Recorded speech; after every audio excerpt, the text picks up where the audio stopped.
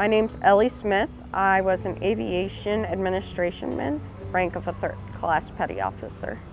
I originally thought of joining the Coast Guard, but the Coast Guard recruiter was an hour and a half away.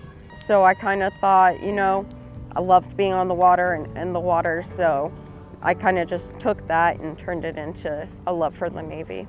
In 2017, I was diagnosed with a brain tumor, which turned out to be medulloblastoma, which is a type of brain cancer.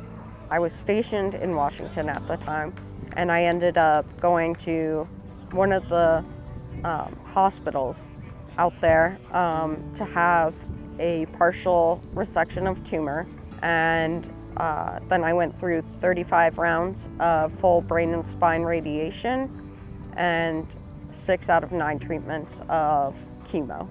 There's a lot of after effects, so the tumor is completely gone, and I haven't had any reoccurrences yet, and I have 6 months until I'm considered in remission. And so now every day I kind of struggle. I have epilepsy. Sorry, I stutter a lot. That's another one of the wonderful things about, post-brain tumor. But I struggle with short-term memory loss.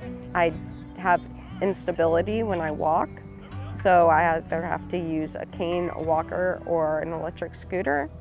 And then it's also almost completely taken my hearing. So I'm completely deaf in the right ear because they had to clip a nerve when I did surgery. And then my left ear, I'm down to 20% hearing because of the type of chemotherapy I was on. There was just a large part of feeling like you lost yourself. And for me, a lot of everything I loved was sports. I swam competitively. I was captain of the softball team, captain of the swim team in high school. I went and worked at the elementary school in the gym classes so students with disabilities could still partake in them. When I got sick, I lost a large part of my identity because of it. So I always just kind of thought, I'm not going to be able to be me again. And I was really struggling to identify what was next, what could happen. We have a non-medical case manager. And she was really like, hey, you should check out this adaptive sports. And I was fighting her on it. And then finally I was like, okay, so maybe I'll go, just see what it's about. It's so incredible to me because I was so scared then. And I had panic attacks and I was freaking out. And they got me into a pool and they were giving me a workout and I had never felt like myself more. And then coming up to this year where I was selected as captain of wheelchair rugby and just had that team experience, it was the most I had felt like myself in a long time because it was seeing growth, it was seeing strength, it was seeing so much that I thought I had lost myself. And it's just incredible to kind of find yourself again.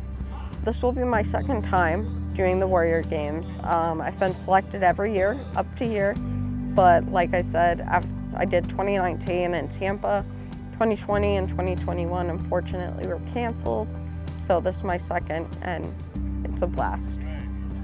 So the sports I've done are field, shooting, swimming, and wheelchair rugby. My favorite would definitely be swimming. I've done it my whole life since I was 6. So being able to adapt and continue swimming has been awesome. These games, they're going so well. We got silver in wheelchair rugby, but just the experience of going to the gold medal match was amazing. I had a fairly decent day out on the field, and now I'm just looking forward to swimming and just getting in there and hopefully, keeping it up, and I'm really excited about it. Being here this year has just been amazing. Just finally being able to compete with some of the people. And during the rugby, we always joke and say I have a big brother on the team, and being able to be co-captain with him on the wheelchair rugby team, that was just possibly one of the best experiences I could have, along with just being able to have our families here and enjoy it and just, being back in that atmosphere where it's competitive, but it's supportively competitive. I think the thing that keeps me doing it is just the accountability, actually. Like, I think why I keep doing it is because I know that there's others who are supporting me and are, gonna pick me up when I start slacking off. Another reason why I keep doing it is just there's no better feeling than having a purpose. When you get sick, sometimes you lose your purpose. And so knowing you have a purpose here, whether it's just being a swimmer or being able to be on a team for a team sport, you want to be there because the team's like family. Just knowing that you're coming here to such a welcoming group, it really has kept me going.